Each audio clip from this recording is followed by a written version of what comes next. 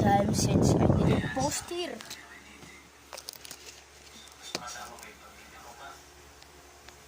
Day one of trying to cut something in half.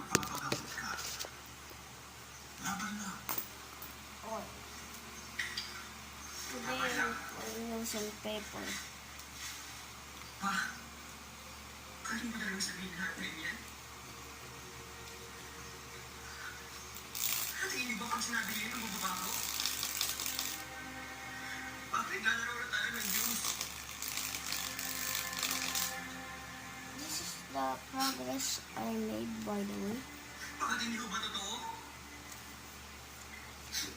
Bakit namatay si mama?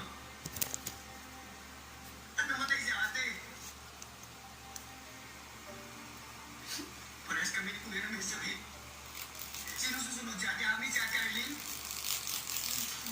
Tama na yan. Ano ba kasalanan natin sa kanya? Bakit sa atin nangyayari to? Sa lahat ng mga tao ko, ikaw ang walang karapatang magsalita ng ganyan. Naiintindihan mo? Binigyan ka ng gusto sa pagkakataon! Makatapos yan ako maririnig ko sa'yo! Kaya ako na lagi namatay! Auntie! Ako na lang. Sana si Ate Didi na lang binigyan ng pagkakataon para mabuhay. So, Hindi lang kapamilya ang pakiramdam kong kinuha sa akin na chronic kidney disease. Gumawa na kami ng GoFundMe para sa treatment ni Nonoy. Trusted naman yung site dito sa US and around the world. So, sinabihan ko na din yung mga kasama kong nurse. Magaling. Stacey at saka Annie, sasabihan ko na yung mga dentist friends ka. Salamat sa inyo dalawa. Parang sinalga ka na nakakahiya.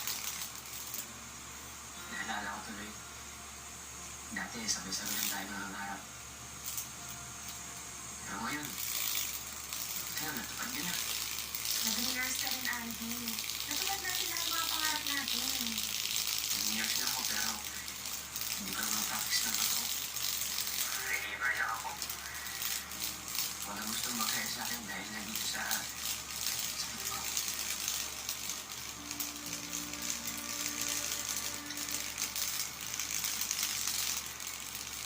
Gabi-gabi na. Gising ka pa. Dapat nagpapahinga ka na eh. Ay, nako, magkakalat na naman siya. Kakalat ka na naman.